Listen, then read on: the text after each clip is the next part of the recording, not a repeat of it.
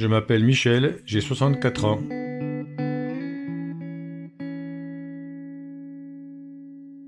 Tout a commencé en mars 2017, suite à une visite de routine chez mon médecin pour ma tension, une perte de poids inhabituelle l'alerte et il décide de me prescrire une batterie d'examens. Échographique, sanguin, IRM,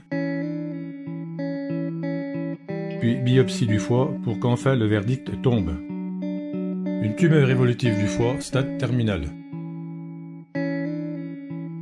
C'est à ce moment que notre médecin m'a prise à part en me souhaitant bon courage. Et là, j'ai compris qu'il n'y avait plus beaucoup d'espoir pour mon époux. Un mois plus tard, sous conseil d'un gastro-entérologue, je débutais un traitement chimio par comprimé à domicile. Au bout de 15 jours, j'avais des douleurs atroces. Je divaguais avec plus de 40 de fièvre. J'arrivais même plus à tenir debout. C'était mal parti. J'ai donc fini aux urgences. Ne sachant pas d'où venait cette infection, je me suis retrouvé perfusé sous antibiotiques dans l'attente d'y voir plus clair. Puisque mon époux était uniquement suivi par un gastro-entérologue, j'ai moi-même pris rendez-vous avec une cancérologue qui nous a expliqué que la douleur et l'infection étaient dues au comprimé de chimio. Elle nous propose alors deux solutions, soit que Michel serve de cobaye, soit qu'il stoppe momentanément son traitement. Quand j'ai vu mon père à l'hôpital, j'ai vraiment pas supporté de le voir dans cet état. Et comme ça faisait quelques années que je me renseignais sur d'autres méthodes alternatives pour se guérir, je lui ai suggéré d'envisager des solutions naturelles. La décision est vite prise, j'arrête tout. On s'est forcément retrouvés confrontés aux médecins, qui n'ont pas hésité à remettre en doute tout ce que j'essayais de leur communiquer. Et il y avait malheureusement aucune ouverture possible. On a été pris pour des fous. Mais j'ai finalement réussi à le faire sortir sur des charges. Je me souviens me retrouver seule avec mon père traversant l'immense hall de l'hôpital, bras dessus, bras dessous.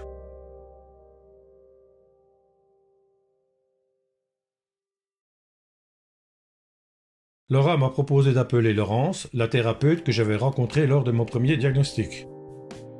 Elle m'a conseillé 5 huiles essentielles pour contrer l'infection. Ça a été radical. En même pas 24 heures, je n'avais plus aucune douleur, la fièvre est tombée, je respirais à nouveau. C'était le début d'un peu d'espoir. Cette femme extraordinaire me redonnait du courage dans sa façon de me conseiller et me guider. Elle m'avait d'ailleurs parlé de la méthode Beljanski à base de plantes. Et n'étant plus sous chimio, le 30 mai 2017, je me suis lancé dans ce traitement. La médecine naturelle était un domaine complètement inconnu pour moi, mais comme je n'avais plus rien à perdre, à cette période, les marqueurs du cancer, qu'on appelle AFP, étaient à 250 413 unités pour une norme à 7,4. Mon fils Larry, qui suit attentivement les vidéos de Thierry Casasnovas, avait longuement expliqué les bienfaits des jus à l'extracteur. Faut dire que j'en avais passé des heures sur les vidéos de Thierry. C'était comme une évidence pour moi que les jus de betterave pouvaient considérablement améliorer le terrain physiologique de mon père, et en particulier régénérer son foie. On est donc parti sur un jus quotidien de betterave, carottes, oignons rouges, gingembre et curcuma. Moi qui étais habitué à mon bon verre de vin quotidien. Bien sûr, et Laurence l'avait bien expliqué aussi, il fallait qu'il change toutes ses habitudes alimentaires et donc son mode de vie. J'ai donc entamé un régime personnalisé anti-inflammatoire, sans prolamine et caséine, donc plus de gluten, plus de lactose, aucune viande rouge, fini le café, le sucre et j'en passe. Mon alimentation était réajustée au fil des analyses, veillant à l'équilibre acido-basique, le but étant de réalcaliniser mon corps.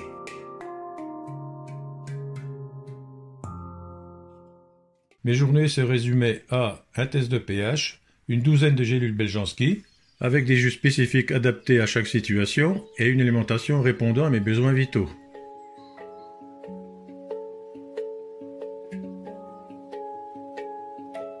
Sans oublier une sophrologie personnalisée afin d'accepter ma situation pour contribuer à ma guérison.